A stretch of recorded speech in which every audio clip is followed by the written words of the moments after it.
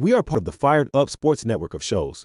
Please check out other Fired Up Sports Network podcasts like the P-Lot Pod, Water Cooler Talk, Bell Smashers, Philly Sports Love and Pain, Drunk on Broad, Beer Battered Sports, and the Fired Up Sports Show, which are available on all major podcasting hosting sites and social media.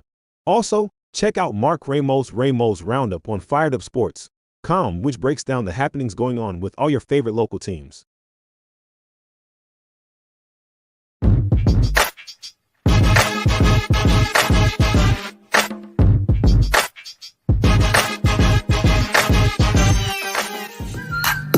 The Philadelphia Eagles are Super Bowl champions. Swinging a miss, struck him out. The Philadelphia Phillies are 2008 World Champions of Baseball. Ladies and gentlemen, the Flyers are going to win the Stanley Cup. The Flyers win the Stanley Cup for the lead. Yes! Iverson, wow, what a fake off Daniels as he broke his ankles and got all the way to the cup.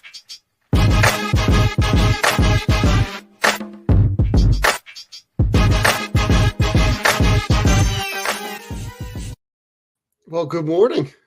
I guess, Mark, this is like the morning skate. Like we Morning got skate. Yeah. we're gonna lead off with hockey today because all the big things within these two indoor teams are a lot happened, a lot dropped this week with Danny Briere being slick and on the slide doing stuff to improve this team even when there wasn't room to improve. We'll get into some of his moves, but wow, the news comes down, end of the week. We got a guy that has been in the pipeline for, what was it? He was drafted 8-9 years ago, and It's been a little bit. Yeah. Comes over and is right on the roster. Yeah. Give me the lowdown on all things with our new Russian goalie. Yeah. It's kind of like, not only is Danny Briere operating as Flyers general manager, he's also a hostage broker somehow. This guy, I don't know, man. Like, it's amazing that this story is so bizarre that as a Flyers fan, you only come away with the impression that, like, this can only happen to the Flyers, right? Like, only this craziness happens. Ivan Fedotov, I think is how you pronounce his last name. Okay. He was a draft pick few years ago. I think the long and short of it is that he had anticipated coming over earlier. After being drafted by the Flyers, he wanted to play in Philadelphia, wanted to play in the NHL. He was, something happened between, I don't know if it was the equivalent of like what we would consider, which is such a old term, but like draft dodging, the equivalent of draft dodging in Russia. He gets picked up by the government. By the Russian government. They send them to wherever, the North Pole. Like, they just completely... They send him to northern Siberia to essentially, live out his military status. And then, the first news I saw with the breaking news from Kevin Weeks.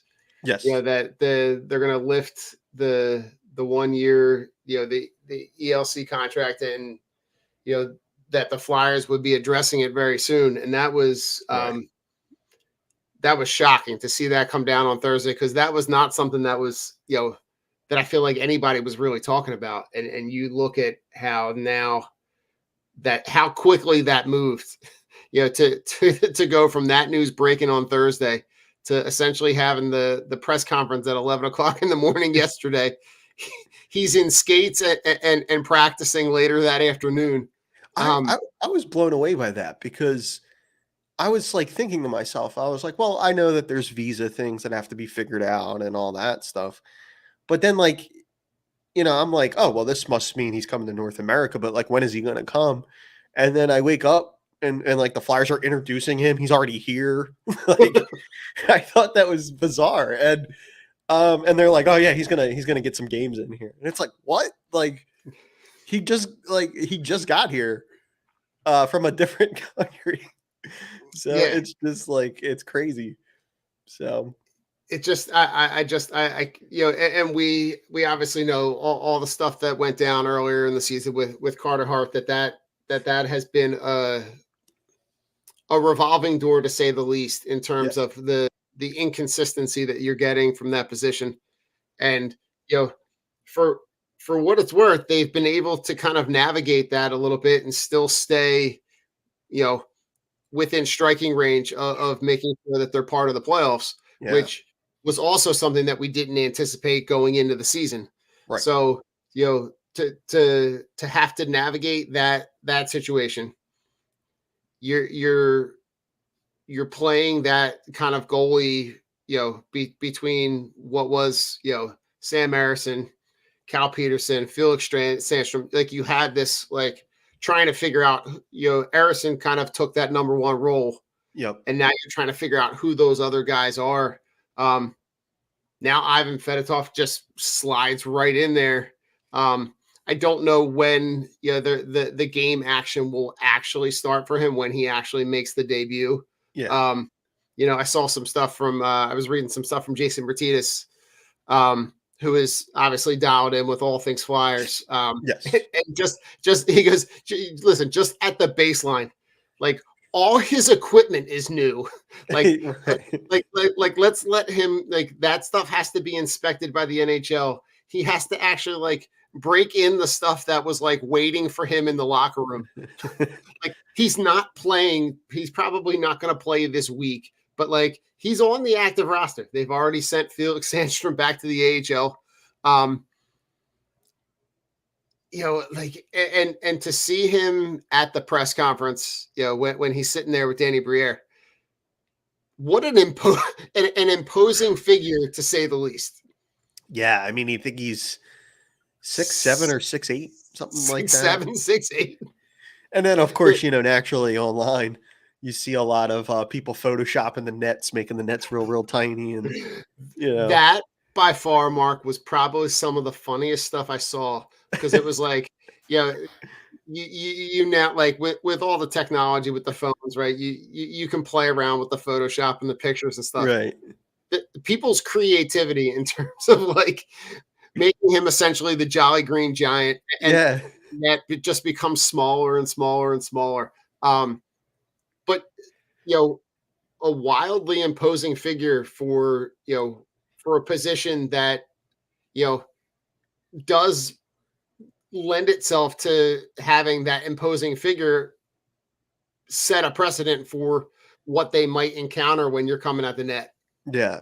One of the things I think is really interesting about him is that, like, it isn't just like the fanfare beyond.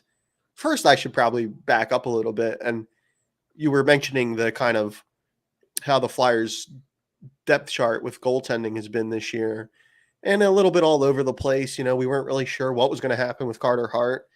And then, like, we didn't know how long we were going to have him, if we were going to have him at all at one point. And Sam Harrison has done, on the whole, an excellent job stepping into that role. The Flyers are riding him really hard right now, and he's really handled it well. If you ever hear him talk in post games and things like that, he seems just like a really good kid, and he's doing his absolute best. And full marks for him. I don't have a bad thing to say about Sam. He's done a great 100%. job. He's got a great future in the league. So, yeah, I mean, like, so to go back to Fedotov, like, I think one of the things that's really interesting about him, beyond just that imposing size, is just also the fact that he's actually, from all things I've been able to kind of gather about him, very technically sound as a goaltender. And I think sometimes we think when you're that big and that opposing, sometimes maybe the technique's not there. You're kind of just relying on your like, just gifts of just being this really large guy. kind of like just knocking pucks down and blocking them, but he's actually got some really good technique as well. So the potential is really, really interesting. He's a very intriguing player, I think, is one of those things that will stick out about him is just like his skills. You look at his numbers in the KHL in Russia. Mhm. This is actually a really good goalie. He's been a good goalie. Yeah. So Yeah, and you're not getting the equivalent of like a really, really young guy. You're getting a guy who's 27. yeah, So he's in his prime. he's played professionally.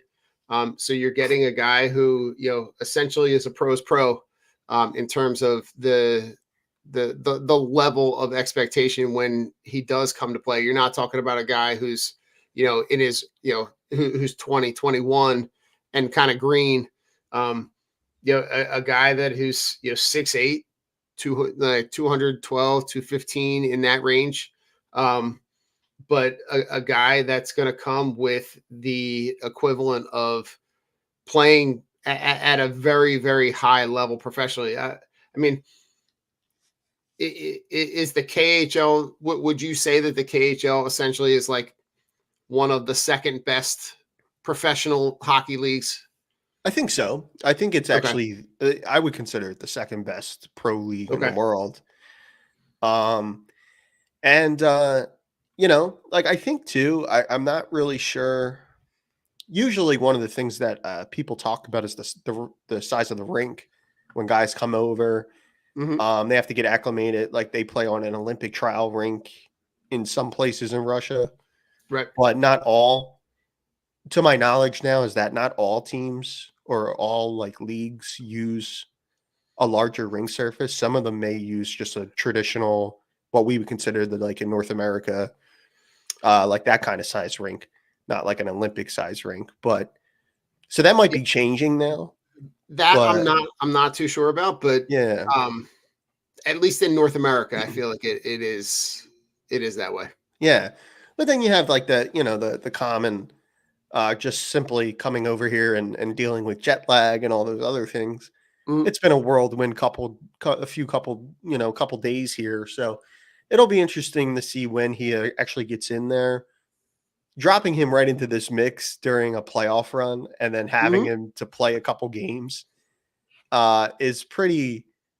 It's pretty wild stuff. And again, like I mean, we're kind of briefly touching on it, but coming into this year, I mean, if you look at it, like if I were, you know, if you were to tell me at the beginning of the season, oh, you're going to start the season with Sam Ersson and Carter Hart and goal, and you're going to end the season with Sam Ersson and Ivan Fedotov, I'd be like, oh, what? Who?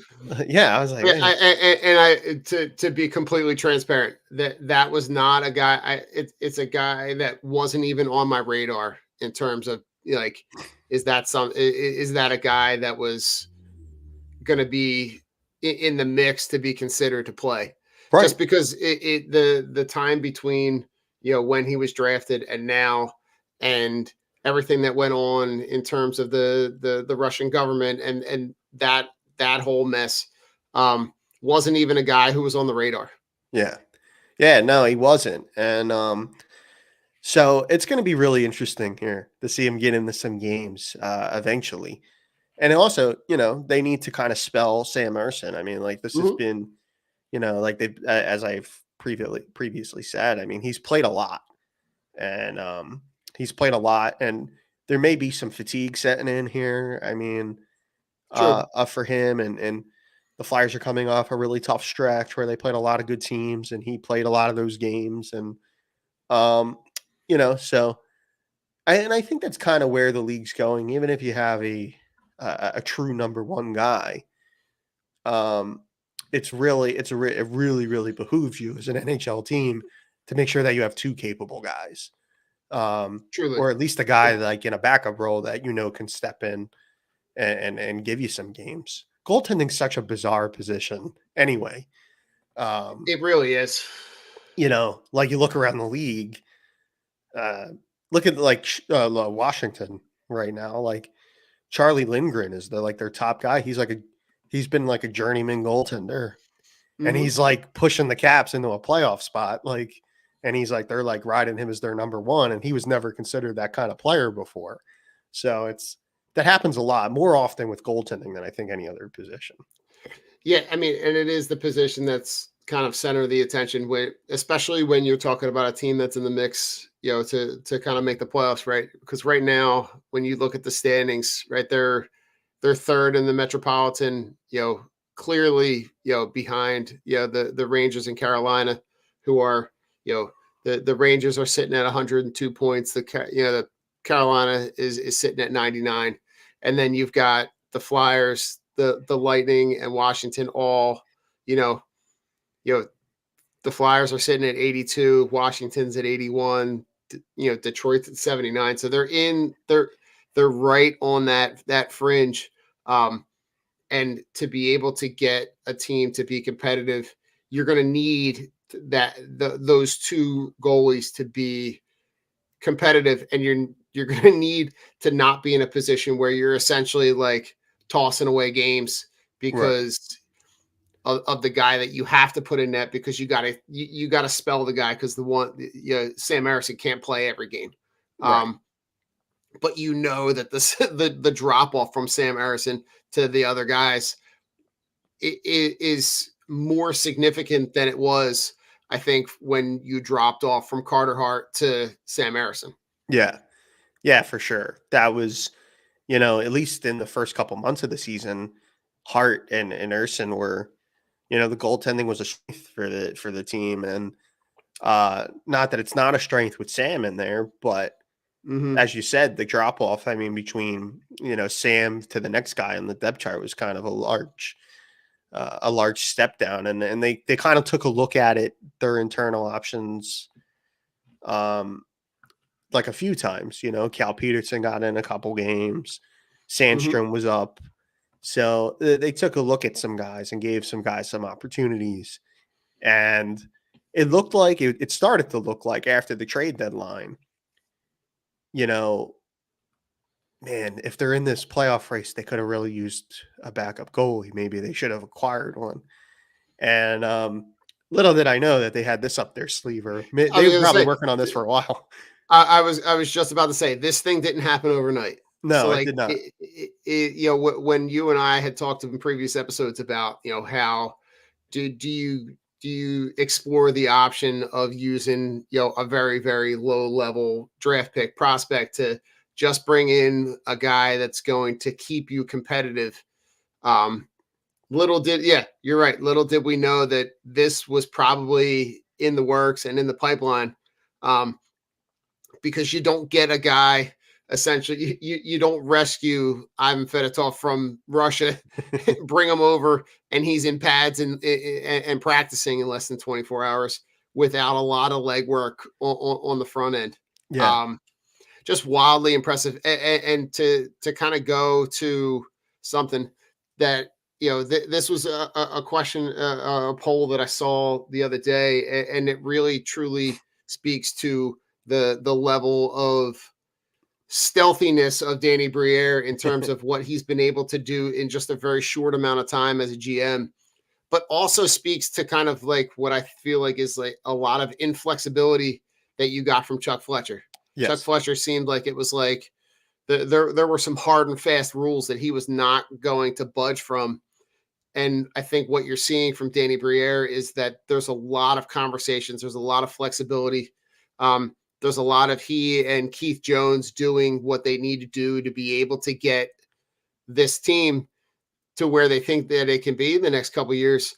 And you look at, so the question that's posed on this Twitter poll was, what's been Danny Briere's most impressive move, right? And the four options, right, go from the bottom up, right? The Tippett extension, right? As getting, Jamie Drysdale in a trade for a prospect that voiced his opinions. He who shall not be named. For a guy that just kind of essentially quit on being part of the future of this franchise. The first move to be able to get the 2 first-round picks for Ivan Provorov, and then now getting Ivan Fedotov out of Russia. To you, where would you kind of rank these? What to you is the most impressive move out of these four? That's those are good options, I think. Right? Um, As you yeah. can tell, I haven't been able to like I've been sitting there kind of pondering it because I can't figure out because the group of them all kind of elevate the role of this franchise. Yeah. So I don't know. It's really hard to say. I think my vote would be the Drysdale for the player that shall not be named. I think Gotcha. that was I think that was a really just because that had been going on behind closed doors, and the fact that like you mentioned like Briere's stealthiness, like there wasn't a breadcrumb of any info about that going on behind Right. closed doors between the prospect and the Flyers front office. And then I know he's out hurt right now and all that, but I'm still very high on Jamie Drysdale's potential. And I think that's what, if it wasn't going to work out with the player, to get a player with this like potential and upside in return at another position of need, the Flyers have multiple needs, but like to address another need with it, I thought that was really savvy. Um, I would probably put that first. Okay. Yeah, I would put that Like first, I think. I look at for me the being able what all of these moves have in common for me is the fact that you have that stealthiness involved in all of them because Yeah. each one of them there wasn't really the conversations about do you or do you not move on from Provorov seemed to me more of like a social media kind of thing. Seemed Yeah. to me like that was a very popular conversation on is he part of the future? Is he not? What could you get for them? But Right. you didn't hear a lot coming out of the organization about any of these. Yeah. And I think now, to me, what kind of puts this latest move up to the top for me is kind of knowing that based on what happened with the Carter Hart stuff, that position at goalie was a really, really insecure position moving forward. You Right. really didn't know how they were going to address it, how they were going to move from it. And I think at the very least, this provides through the next couple seasons some security at that position Right. to know that you've got a guy that's not young, a guy that's coming in that's got veteran experience professionally, internationally, played a little bit, on the whatever the Russian Olympic equivalent that the International Federation of Olympic Athletes from Russia, whatever that was. He's got that experience, and I think to be able to get him over here now, play these last handful of games down the stretch, fingers crossed they're able to kind of hold on to that last playoff spot. I think even though the aspirations for this franchise are to eventually get to a really competitive Stanley Cup playoff hockey level team, Right. getting that experience now is huge Yeah. because it's absolutely something that you can build on moving into next season, and it makes the Flyers a more appealing destination for guys that see that if you're in a role like you were in, essentially like to talk about another guy, to the role that Owen Tippett had in Florida. If you're looking at free agents that are in that same potential role where they're talented, they're young, but they're not getting the opportunity to play, this could be a really, really appealing destination for them to have the opportunity to come in and play with an experienced coach that you kind of know exactly what you're going to get. That to me puts the Ivan Fedotov move at the top. But all of the other ones really impressive. Yeah. I'm really impressed that they're able to lock Tippett up for as long as they did at the number that they did. To be able to turn Ivan Provorov into 2 first-round picks, it is really, really impressive. And the Jamie Drysdale trade, again, wasn't something that I saw coming, but really, really impressed that all of these moves are all being done with a lot of player discretion and what is in the best interest of the team. Yeah, another thing too with the Fedotov thing that we haven't really touched on was that the Flyers have already, I think, according to the that's another one. Yeah, you have to add Michkov to that list. There's it's becoming a long list of like kind of savvy behind the behind the curtains type of moves. Mm-hmm. But to go back to the Fedotov thing, I think it's already being reported that the Flyers are working on an extension with him. So they didn't go through all this. Yeah, they didn't go through all this trouble to just let him walk away. They actually think he's part of the plan, and that's why, again, from an organization philosophy type thing, goalies are a lot like pitchers in baseball. They're a lot like you can't have too many of them. No, there's only 2 spots on a pro team, but goalies are fickle. Some years they're really, really good, and then their games fall off a cliff. Like it's one of those things. I think a lot of the numbers also bear that kind of stuff out. So you have to look at it when you're making moves like that. Like make it a priority, like to kind of hoard as much goaltending talent as you can, because you never know when you might need them, So, and then that's kind of what happened here this year. And, and now like, we'll see if it works out. It may or may not. We don't know yet, but it's exciting. It's also one of those things too, knowing that the player had gone through what he had gone through, that he had intentions of coming here. He wanted to play in North America. There wasn't, and all this craziness ensued over the last year and a half, 2 years. Mm-hmm. It's an exciting time for the organization, but it's also an exciting time for the player, knowing that he gets to fulfill his dream to come to the NHL and to play here. And I'm sure he's going to try to take advantage of that. And I can't wait to see him play. I haven't seen him play much prior, so I'm excited to see that. All I have on him is basically what I've read.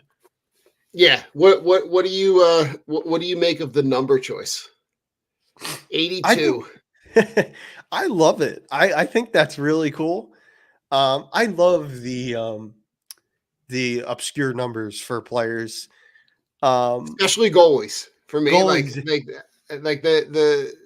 to see a guy who, traditionally, I guess you might say that would be like a forward number, forward center number, but to see 82, it's really obscure.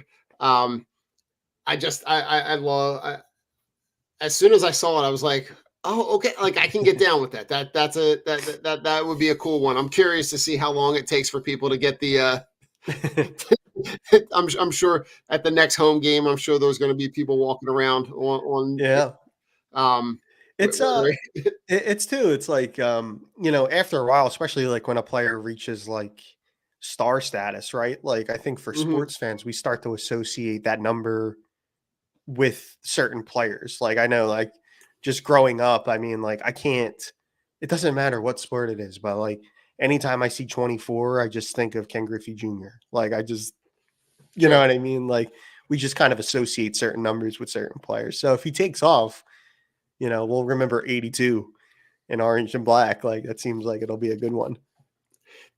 And I'm sure this is Mike on the Fired Up Sports account, but is there a chance that he starts tonight? Oh my God! Pump the brakes here. Oh, good Lord, Mike! I know that they're playing the Blackhawks. I know that you are talking about a debut against the worst team in the league. Like I said, I think he's got to break in the equipment first. But hey, listen, you've got what 8 games left, 9 games left, 8 or 9 games, I think. Yeah.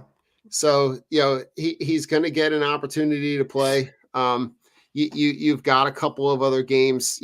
I think, if I had to guess, my guess is that he probably makes his debut on the road. They've got that stretch, in early April where they're going to play at Buffalo, at Columbus, at Montreal, at New York. I got to imagine that he's probably not making his debut. Maybe if they wanted the lights to shine a little bright, maybe they let him make his debut against the Islanders on Monday night. Oh man, yeah, it could. Yeah, you don't know. I mean, you're obviously going to let him get a couple. He's obviously going to play a couple of the. My guess is that he probably plays out of those last handful of games. Maybe he plays 3. Yeah, I think that makes the most sense. There might be a couple. Is there a back-to-back in there too? They might play back-to-back nights, so he'll definitely get one of those games, I think. So the back-to-back is so Friday the 5th at Buffalo, and then Saturday the 6th at Columbus. Okay. And then you're talking about Tuesday the 9th, Thursday the 11th, Saturday the 13th. So the rest of them from that point on are every other day. Okay. Yeah, I still think 3 is a good number. Like that seems like a sweet spot to get him in 3 games. Especially if he comes in and he just like he's great. Like, Yeah. Hey, listen, what would be, Mark, what would be more apropos, right, than for these two teams that we're going to talk about this morning, that like you get a guy who was essentially rescued off a Russian prison camp, for lack of a better term, to be able to come in, get hot, and this team makes some kind of wild ass playoff run, and you got the other team that plays in that building, the Sixers, that we're going to talk about in a little bit, that like they would limp into the playoffs through a play-in, but they get the healthy Joel Embiid back, and they make it out of the second round. Like, it would only play out in this way that our teams would find success. Yeah. In the most circuitous of ways. That it has to go that way. I think like that's just kind of Philadelphia sports in like a nutshell. I just like I can totally see that scenario, like this kid coming in here and just like absolutely just because like too it's like there's not a lot of like if you're a team preparing for him, like you don't have a lot of tape on this guy, like not at all. So you're not really, and then you just see how like imposing he is. He's like, what are we shooting at here? Like you just see this, just like, he looks like one of the Monstars from Space Jam in there, like, and true. And it's just like, where did they get this like mutant goalie at? And it like, I'm sure that plays a factor in it. I could totally see that. I could totally see a run come like here for the Flyers where it's just like, because they always come when you least expect them. So I could totally see that. Nothing better than that building being, electric at this time of the year for, playoff hockey and playoff basketball. It's a Disney. Mike, I don't know if they have the Disney Channel in Russia, but listen, if Disney can make a movie out of it, if he goes on a run, 100%. We'll have to 100%. Mark, anything else Flyers you want to talk about it that we didn't even touch on? The latest with the Couturier news and the benching and anything on that front? Anything to read into? Because I just I don't know. I don't know kind of what to make out of you make a guy a captain essentially 4 or 5 weeks ago, and then you bench him. You keep him out a couple, like it was one of those confusing John Tortorella moves that I just couldn't put my finger on. Yeah, for me, I'm sorry, I'm like, like my allergies are killing me today. So, that really kind of rubbed me the wrong way. For the reason that you mentioned, you name this guy captain a couple weeks ago, and that's only your decision. Like you don't have to, like, I mean, unless there was some other internal things there again that we're not privy to, that was You know, did it come from a little higher up, maybe, that, hey, we need to Right. name a captain, and maybe Tortorella wasn't crazy about doing that. I don't know. But I think, you know, what usually when you get sat, when you get benched, there's a certain like there's a stigma attached to it. This guy's not working as hard, or there's, you know what I mean? Like there's Right. got to be this like reason. And I think what makes that hard is that like that would be so out of character and inconsistent with Sean Couturier, the player that we've come to know over the last 8-9 years. Right. Like he's never been considered a player. He's never been a malcontent. He's one of the most like focused and prepared players that they have in terms of like getting ready for a game every night. He knows how to be a pro. Mm-hmm. And the only aim of it, to me, was that like they were doing it to prod and to needle the player.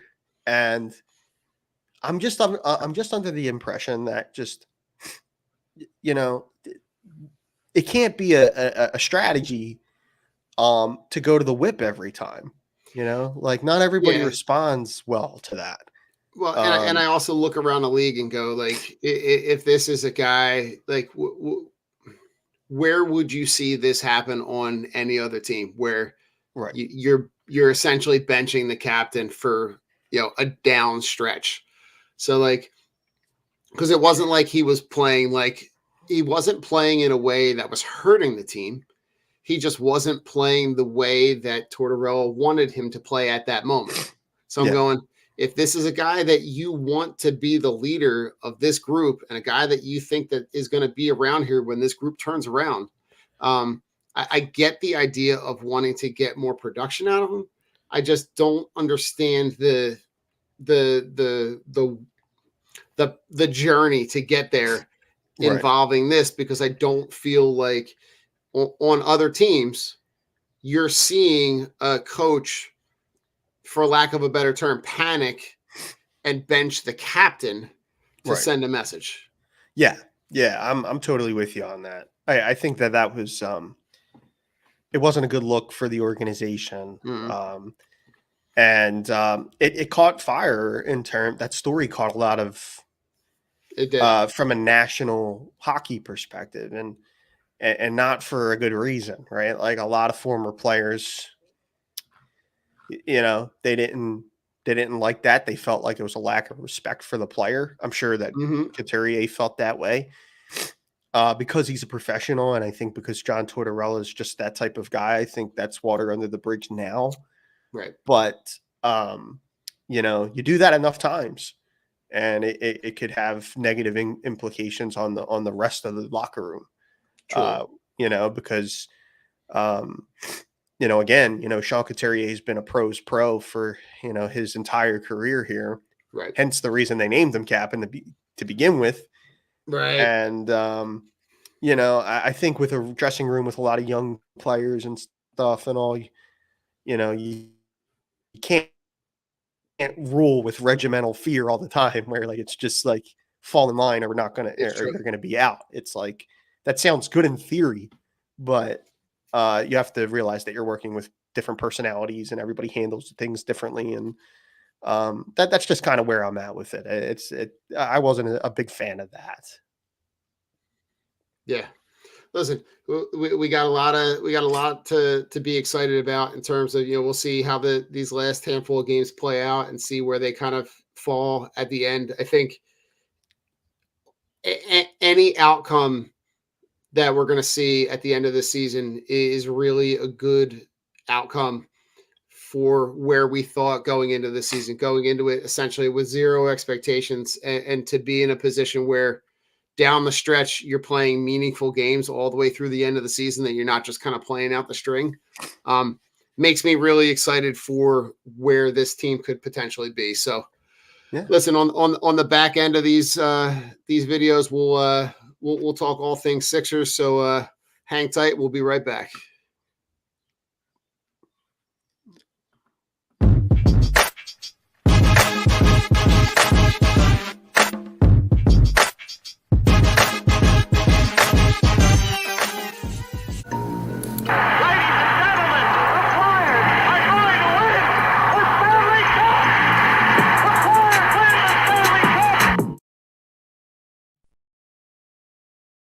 Vonsey Brewing Company is a 20-barrel, 16,000-square-foot microbrewery with a 2,500-square-foot tasting room, including a spacious outside beer garden in Norristown, PA, in the heart of Montgomery County. The Vonsey family is part of the family that started C. Schmidt and Son Brewing in 1860.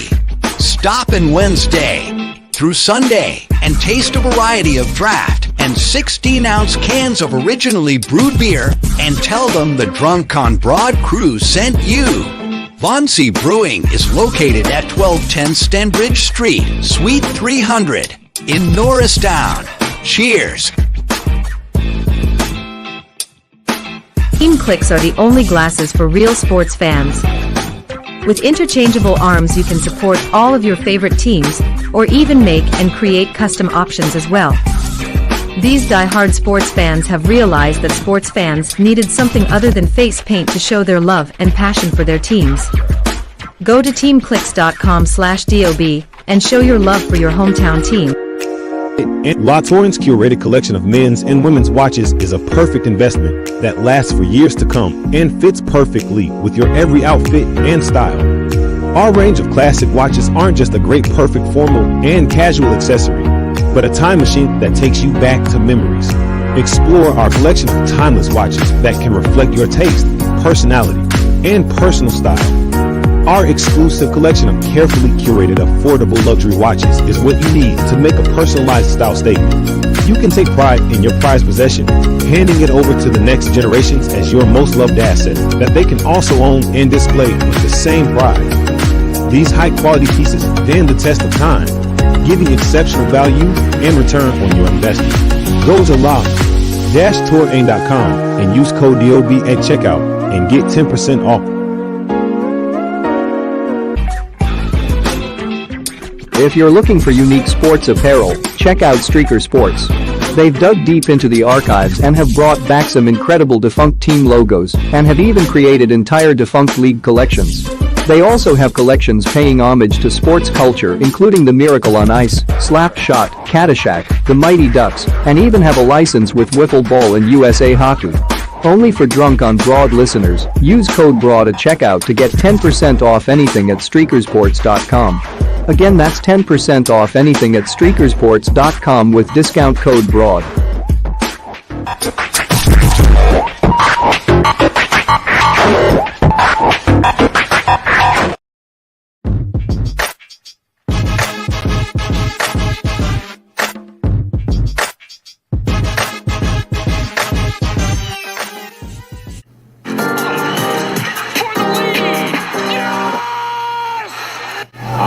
Wow, what a fake on Daniels as he broke his ankles and got all the way to the cup.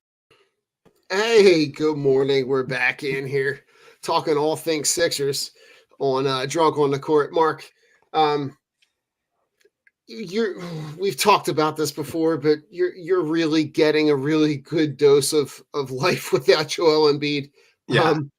We haven't gotten there hasn't been a ton of news on his potential return date and what that might look like in terms of how many games, whether obviously he's going to have to ramp up a little bit before the playoff run, but these last handful of games with the 20-some games that we've seen, it's been it's been a difficult watch. There's been a lot of nights where that game is on the second TV with the mute button on because it's been wildly difficult to watch. Yeah. We've had a lot of on the main TV, we've had a lot of reality TV, a lot of Vanderpump Rules. and I'll just put it on my phone and watch. It's been one of those. Yeah. And so yeah, I mean, now they said a couple days ago, I think Nick Nurse actually said there's a good likelihood that Embiid will play regular season games this year, to my knowledge. Yeah. I think the question, right, the big question, the $1 million question is, how quickly can you get them ramped up for that playoff style Right. games, and they're going to have a difficult path because of how poorly the team has played without him. Yeah. And it's been rough. We've seen a lot of inconsistency. Again, like, this is a prime opportunity. We've said these on other shows, right? Other Drunk on the Court shows. Mhm. These were opportunities for guys like Tobias Harris and all. Like, even if you're in a predicament where he's not coming back next year. The guy's still playing for something. He's playing for money. He's playing Right. for a contract elsewhere, and an opportunity to show people that he's a better player than maybe what the perception's been here. And it's been, it's like Maxi's been doing everything that he could do, but he's still not quite there yet. Yeah, He I still has can't the right. ask any more of Tyrese Maxey at this point. Sure. Like, the to me, the clear, guy that needs to look himself in the mirror in this whole process has been Tobias Harris, because when you talk about you need a guy to step up to be the second scorer, and a guy that's getting paid handsomely like a second scorer. We know that in reality, we don't have to revisit why he got the money that he got. We know that the circumstances that surround that. But when you're talking about on a good day with Joel Embiid, when you look at the roster that they're the starting five that they're putting out, and you need him to be a 20 plus point a game guy, and you've got games where he's in the single digits, you're just not you're not going to be in a position to be able to get it done at any point when you're looking at what this offense is, because outside of the speed of Tyrese Maxey, nobody really scares you. Like, nobody's shaking in their boots. As good as Kelly Oubre has been, as good as an addition as Nick Batum has been, the late addition of Kyle Lowry, like nobody on this roster besides the speed of Tyrese Maxey is really scaring you to do anything. And you saw that kind of evident a little bit last night. Yeah. And it's one of those things too, I think, where, like, again, like, you hit the nail right on the head there, Don, like, about, like, if you're preparing for a team like the Sixers, given their current, like, in their current state, you'll take the risk, that, like, oh, maybe Campaign goes for 25 or something, you know what I mean? Like, no disrespect to Campaign. I think he's a good ball player and all, and a good role player, but it's just one of those things where, you're kind of coming into it like in a team like Cleveland, who's, I think, they're in they've been in the playoff mix, and they have they're probably looking at it like, I mean, I'm pretty sure last night George Niang went for 25. Oh, you know what? While we're sitting here, I'm gonna look it up, because That feels like I'm pretty sure he went for 25. That I feel like we'd be remiss not to mention that George Niang, the same George Niang that was here. wow, 20 leading scorer for the Cavs last night. Yeah. 25 points in 30 minutes. 10 of 14 from the floor, 5 of 8 from 3. And some key buckets down the stretch. Yeah. And it's just like one of those things where, for the same, in the same breath that I'm saying, like, oh, like we're saying, nobody scares you. I mean, you're not expecting George Niang to go for 25, but it's, it's one of those, when it's bad, everything's bad. And, those kinds of things will happen, and you're like, what is going on? But yeah, I mean, I'm with you, like, with the Maxey stuff and all. I mean, he's another one. I mean, we had just started, we started this morning with the Flyers, and we talked about Sam Ersson and the situation that he's been in. Maxey's kind of in a similar situation with the Sixers, where it's like, you can't ask him to do anything more than what he's done for the group so far. He's been great, Right. On the whole, an all-star level season. And, he stepped up a level this year, and definitely stepped up in Embiid's absence. Right. but we've seen a lot of inconsistency from other guys. And, you know, I'm really concerned about it's great that Embiid's coming back and that they hope to get him in some games here. But if we're hoping for a long playoff run, it's just like, we need Joel to be, perhaps unfairly, we need him to be back 100, not only 100%, but we need him to get caught up as quickly as possible. Because, everybody's been playing, right? Like everybody's playing. And, he's had a long absence, and that, like, there's going to be some nights where you're going to have to just knock the rust off, and you're going to be playing through tough stretches. It's just what happens when you're out that long. Yeah. The only caveat to this is that when you're getting Joel Embiid back, you're essentially getting a guy who's rested and healthy. Yes.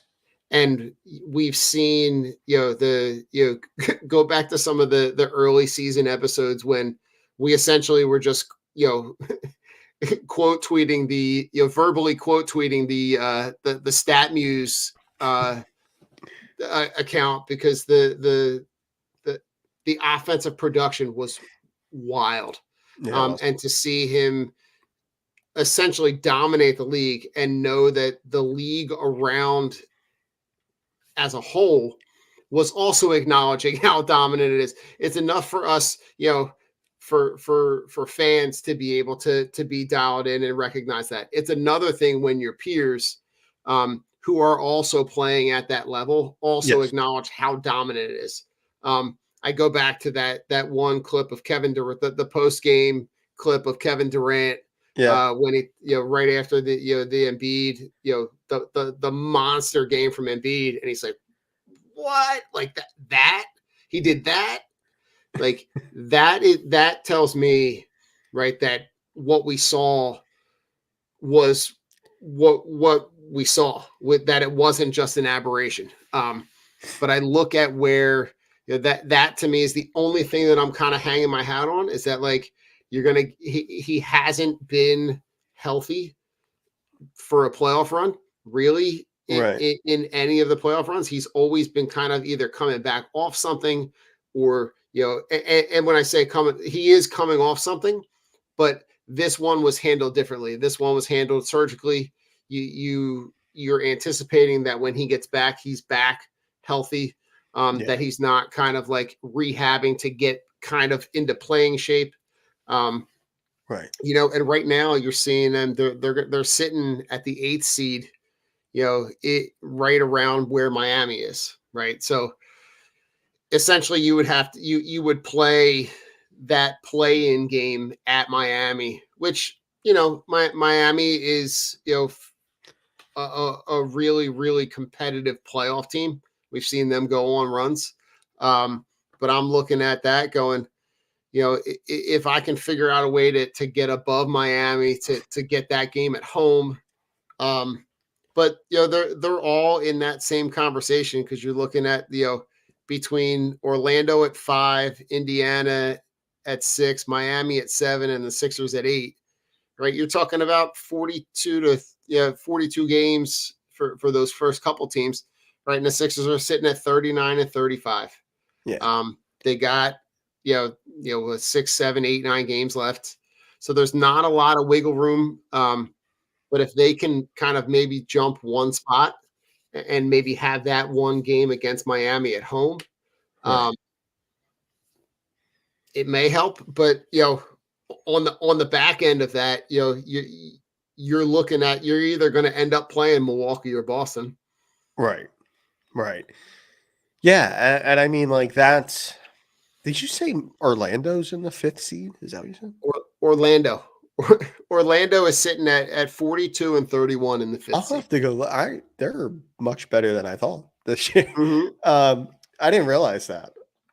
But yeah, I mean, that's the tough part about it, about it all. And it's like, I will say, and maybe this is the fan in me talking, I don't know, but if anybody could kind of get back and be just like with that long of a layoff, I think it's the reigning MVP of the league, Right. You know, like that's an opportunity where, like, you know, again, we like basketball's, you know, the NBA in particular, it's very much a legacy league, you know, and think like here's like a defining moment in Right. Joel's career where he could really prove to people that he is that player and that he is that great and that, you know, the run that he was on in the beginning of the year was for real. And Right. not that anybody was questioning that it was for real or not, but it was just like, True.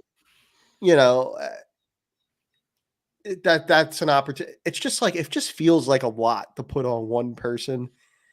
And then beyond the fact that they've kind of like the roster looks a little bit different than when he went out, like, I mean, you Mark, know, it looks like a completely different squad.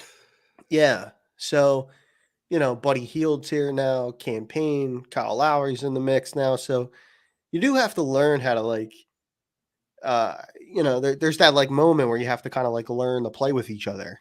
Mm-hmm. You got to learn what the other one does. Now, of course, they're all going to coincide. They're going to concede to Embiid, but you're still kind of like trying to figure out what everybody does well and all. And like it's again, you know, we were talking earlier in the year about Nick Nurse, who was always our guy on this show. We wanted Nick Nurse Mm-hmm. for this job, and um, you know, from a tactical standpoint, this is going to be he's going to earn his paycheck for this one. Like if they could get some mileage out of this run, even if it's to get back to the Truly. second round, you know, I don't know. I think that might be you might consider that a success, and you come back next year with everybody healthy and a slightly maybe different looking group, depending on what they decide to do with some of the cash that they have freed up. So, Yeah, I mean they're going to have some roster flexibility at the end of this year, right? The most of the guys that they have right now are not under contract. I actually heard somebody talking about the fact that like the Paul Reed contract, that second year is only guaranteed if they make it to the second round. Now we thought that was like a foregone conclusion. Now being in the position that they're in, you know, the it's going to be really challenging to even get to the second round, considering that you're going to have to navigate that play-in, situation between the four teams between the 7 and 10 seed. But then you're also going to have to face Milwaukee or Boston, and Boston has been obviously wildly dominant. I think the last time I saw, I'm just looking at it now, pull it up. So they're sitting, I think, at 57 wins. They've just been just kind of mowing through everybody, and it seems like they're on I hate just kind of like a fast track. When we thought early on in the year, right, when they move on from Marcus Smart and they bring in Porzingis, that they're maybe they're taking a step back, and they've just hit the gas and just kind of ran away from everybody and hid. So even getting to the second round at this point is going to be really challenging. But yeah. If there's a path, to look at, obviously being able to get in a position to play Milwaukee in the first round, it is the more winnable matchup. Yes. But we'll see what happens there. What are your thoughts in terms of how they navigate this last stretch of games? Yeah, I've thought about that too. And, to my knowledge too, like you mentioned Boston and the year they're having, here's like a guy like in Porzingis who we've given his flowers on this show before and how good he's been. For a guy with like a pretty extensive injury history, he's been relatively healthy this year. Like I'm pretty sure, Yeah. right? Like, so I like there's a little luck there, maybe. Oh yeah. Oh, absolutely. A little, even, you look at the rest of his body of work, he's missed a lot of time. Mm-hmm. So, but I've always been very talented, and that's kind of just clicked there. Kind of put all the pieces in place. And I know that with Milwaukee, we want to kind of get that. I think everybody's looking at the Doc Rivers thing, and yeah, that certainly factors into it. Yeah, and it's just like I totally get that, right? Because we saw it firsthand here. But something, I mean, just Giannis just scares the hell out of me in a playoff series. Oh yeah, I mean you've seen him in playoff series. Like you've seen him on both ends of that spectrum, though, right? You've seen him take over, and take his team all the way to a finals and a finals MVP. And then you've also seen them lose to seen the Bucks, lose to the Heat and not be able to get out, as a 1 seed. That's my thing, though. I think with that is like Giannis seems like the type to me that has that. He probably has all the newspaper clippings hanging up. He looks at that every day, and Absolutely. he's going to make it personal this year. Like he's kind of got that, like that competitive nature that like is like one of one. Only like the truly, truly greats have it.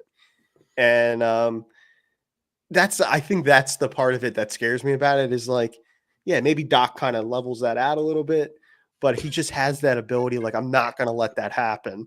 He kind of has that attitude.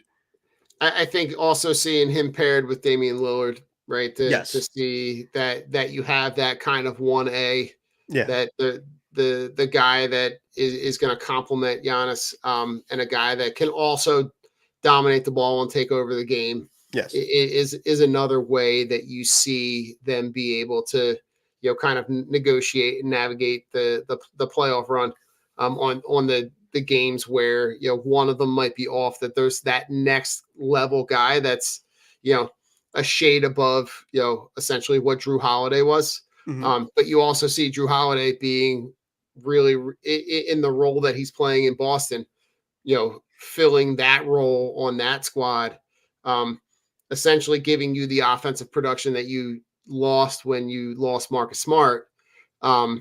You're kind of seeing those teams kind of negotiate, and that's kind of what makes me curious as to the roster construction for the next couple of years. Yes, that, like this offseason, obviously there's a ton of conversation around the guys that they've got guys on the expiring contracts. They've got guys on 1-year deals. So if I remember correctly, the only 2 guys that are going to be under contract are, Embiid and Maxey. Maxey just, hit that threshold to be able to be eligible for that big time extension that we know, is coming at some point this offseason. With the 2 games that they just come off where they split with the Clippers, obviously there's a lot of conversation with Paul George. Where are your where are your thoughts on that? Because what everything that I'm reading, online, the news from Keith Pompey, right, is that the desire for the Sixers to pursue Paul George is essentially the worst kept secret in the NBA. Yes.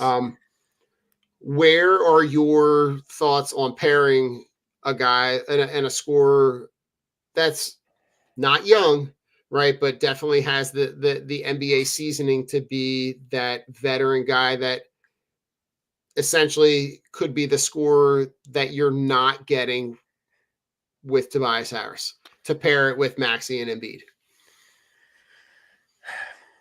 The Paul George thing, it's interesting to me.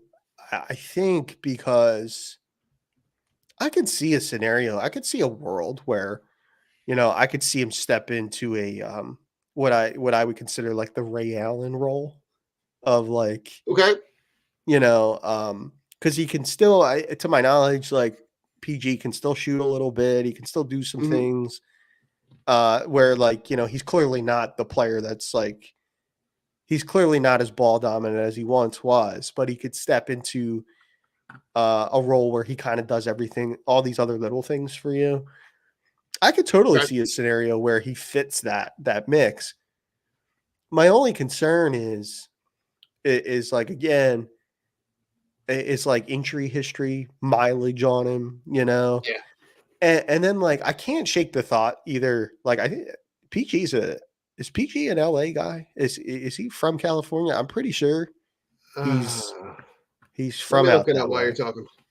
So I feel like there's a leverage play there on his part where, like maybe the Sixers, he's floating the Sixers as a destination just as a way to kind of like extort more money from the Clippers.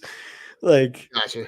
I could see that like kind of being the situation and how that's being played out. Yeah, he's a California kid.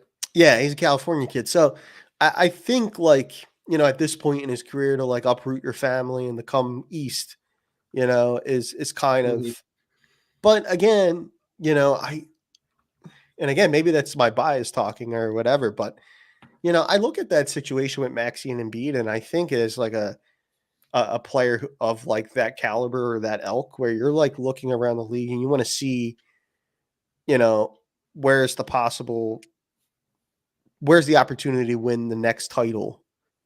And I think looking at Maxey and Embiid, and if I was a player like a Paul George, I would look at that situation and think, yeah, like I could be the third guy there. We could really do some damage.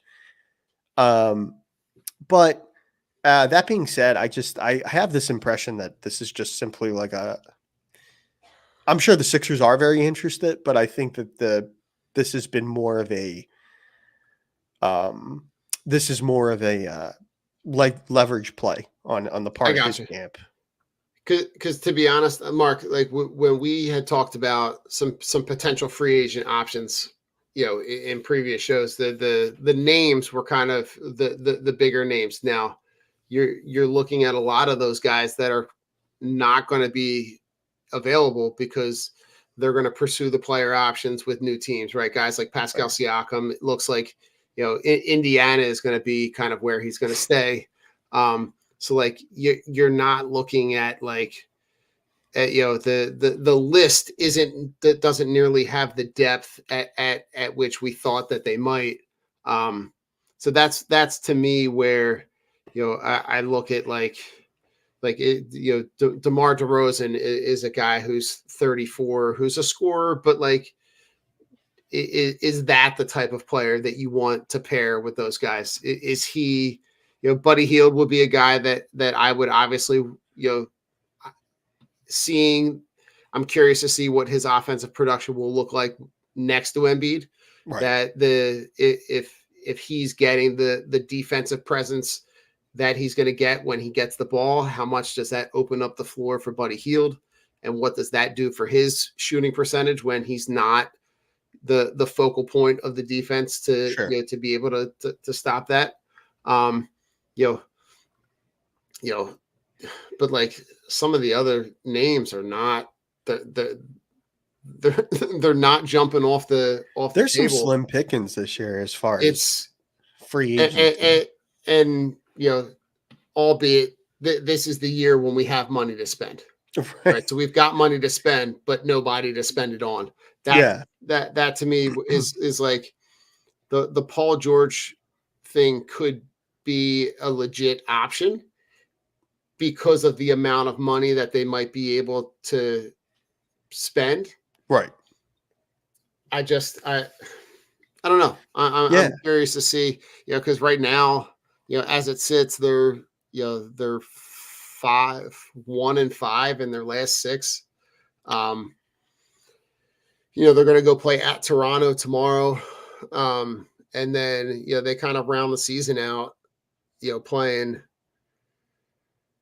They're going to play, Oklahoma, at Miami, at Memphis, at San Antonio, right? And then they end the season with, Detroit, Orlando, and Brooklyn. I'm curious to see of those last 7-8 games, what how many of those games is Embiid playing? Right. What does it look like? And then where does that ultimately have them fall in terms of where do they land in that playoff mix? And then what does that look like? Yeah.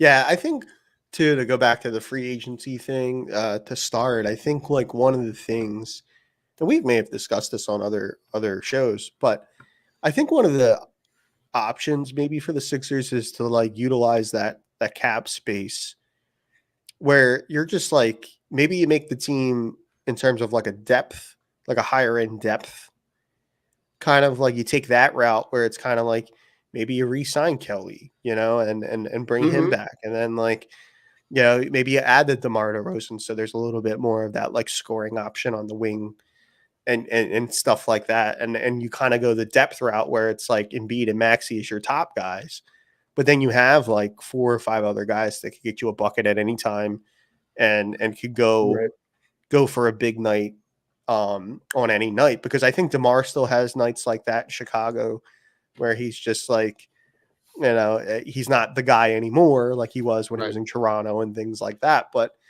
he still has enough of those nights where you can kind of justify paying him. And I mean, like the plan to, once again, I mean, like to go back to the beginning of the year and like, I wasn't expecting the Sixers to be, it looked really good at one point, and then the Embiid injury happens, and now we're staring down the barrel of the play-in. And that just seems so like, I mean, I didn't think it was going to look that bad. I really didn't. I didn't think that they would struggle that mightily. But that's just a testament to all the things that Joel brings to the table. And from a defensive interior presence to, being the go-to scoring option, and what kind of pressure that takes off a young, albeit talented player like Tyrese, and all those other things. Like it has this level of fallout that just, really put this, and for a team that we were kind of concerned, didn't have enough high-end talent. I mean, once he went down, it's been a really, really tough stretch. And I think that it's certainly been a slog. Yeah. So, and the play-in will be a slog too, if you end up in the play-in. Yeah, that's the likelihood that they're able to kind of go through and avoid the play in order for them to jump up. For them to jump up to 6, they're gonna have to make up 3 games in that. So they're gonna need Indiana to lose a bunch, and they're going to need to win a bunch. And, based on the way that they've been playing in the last, obviously, like we just said, losing 5 of their last 6. The one thing I want to touch on before we jump out of here, we gotta, I want to give some props to our guy, Kelly Oubre, for his passionate post game,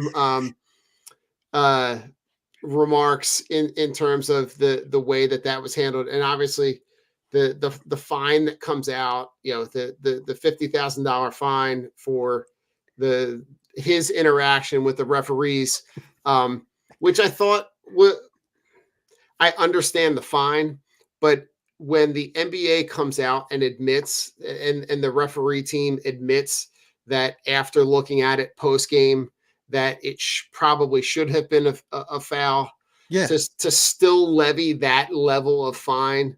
I know that they have to send a precedent, but as I was watching the clips, the only thing that I could think about was the scene in the Eminem scene in 8 Mile, where he's just dropping all the lines, and it's like 1 Pac, 2 Pac, 3 Pac, done. Like it was just it was.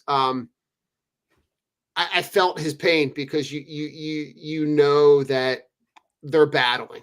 And that to me gives me a little bit of hope. But talk about what you saw post game between him and Nick Nurse. Oh man. Once again, listeners like Kelly, like, come do the show. We got to have you come do the show. This is, we got to get it on at some point. We've been saying this every episode, every Drunk on the Court, but we will get Kelly on here. And he'll be a friend of the Drunk on the Court show and stuff. We'll get him a T-shirt. There we go. We gotta get him we got to get him on a T-shirt. Yeah, get him on a T-shirt. And I mean, that was the 8 Mile thing. Really cracks me up, because that's really kind of what it felt like. But that was hilarious. I mean, like, and so clear as day what he said, which was even, oh my God, which was even funnier. But I mean, that's like one of those things too, where like, that's a conversation I think that happens in every sport, where the NBA has completely like pulled back the curtain, like in terms of transparency with like officiating. And it's like, Yeah. you don't see that in other sports where like, they don't come out with this like transparent, like, hey, like, you know, our crew didn't do a great job in this one, or, you know, we missed this, you know, and it opens them up to a really like, you know, I don't know if I was an official or if I was a part of like the officiating union or something like that, that Right. I'd be too happy about having my guys just kind of, you know, blasted out there like that. Even if, you know, there were missed calls and things like that. But Right. it's still, it's kind of like trying to satiate both sides. Like, I mean, giving like the fine coming down after the like, oh yeah, well, you know, maybe this call was not the right call, or and then they hit the guy with the fine anyway, kind of seems, Yeah. you know, Yeah, that I seems a think little, the transparency I appreciate, because you now the access to information is wildly efficient, yeah, and that's a you great can point. be able to if you avoid it, then it feels like you're hiding something. So like Right. I on some level I do appreciate the fact that they're trying to get out ahead of it. Mhm. But you know, it was if there's a positive to end the show on, to see, you know, in a game that they kind of they the last couple games that they've lost, they've battled, and to see that passion that they're not kind of handling this passively, um, to me gives me a little bit of hope that like when Joel does come back, that they're able to start to kind of see how that offense can evolve with Joel, obviously, as the son, and let all things revolve around him. Yeah. Um, I think, yeah, I mean, like these last couple games where you've seen that kind of like frustration and all boil over, because it's like, this is a proud group too. Like, Hmm. you know, like Kelly's been a good pro for a long time, Kelly Ray Jr. Um, Absolutely. Kyle Lowry is, you know, he's had a remarkable career, you know, so, and has been in tons of playoff battles Right. over his career. So he knows what it takes, you know, and I think like, um, you know, for runs like that, you know, they're only missing, you know, they're just missing Yeah. the star piece. And it's just like, I think really the question to kind of put a bow on what we've talked about is just like, you know, how quickly can they get it all together, tie it all Right. together for, because then if it does, if it all snapped together and, you know, like Embiid kind of gets caught up and it, you're in a position where you might be the better team of, you know, an Indiana in a series Yeah. now that Because you're listen, healthy. Mark, to be honest, outside of Boston and Milwaukee, if you have a healthy Joel Embiid, I like my chances against Cleveland, New York, Orlando, Indiana. Yes. Yes, I You would know, agree with so you know, so the fact that, you know, you got to get in a dance and you got to see where they go. But I think the way that we ended the Flyer show, same way we're going to end this show, it would only be significantly appropriate to see this team go on a run after, you know, navigating the end of the season and having these struggles, getting a star player back, and then an unexpected run that everybody kind of had written off the season. Yeah. Yeah, that would be totally how it would go. Um, and the Sixers are due for a run like that, I think, They too. are. Like, it's been a long time. So, that it seems like this is just like the perfect time to do it, because kind of too, it's like in the whole scheme of the sports landscape in Philly right now, it's like, you know, the Phils are back. There's kind of like not as much attention on it. Like, people are paying attention Yeah. to Embiid coming back, of course, but there's a little bit like there's just enough like, I don't know, like doubters. Like, there's just enough Yeah. Oh yeah. Oh, cynicism absolutely. where like they kind of turn that into a deep run. So I'm pulling for it. There we go. Listen, we'll be back in a couple of weekends. Check us out. We'll you'll see the episodes come across social media. We appreciate everybody for tuning in. And Mark, you can check out all Mark's Union coverage tonight. He'll be down this afternoon at the stadium. We'll be at Subaru Park covering the Union tonight. Have a game story on Fired Up, and then Monday we'll have the roundup, which is now a Monday morning thing.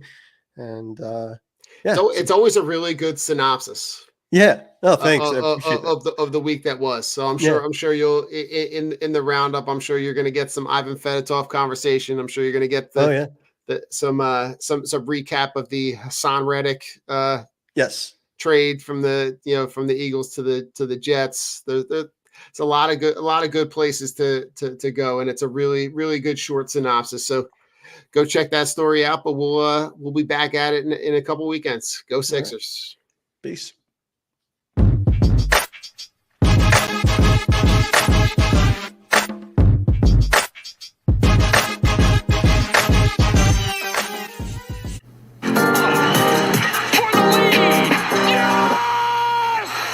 Iverson, wow!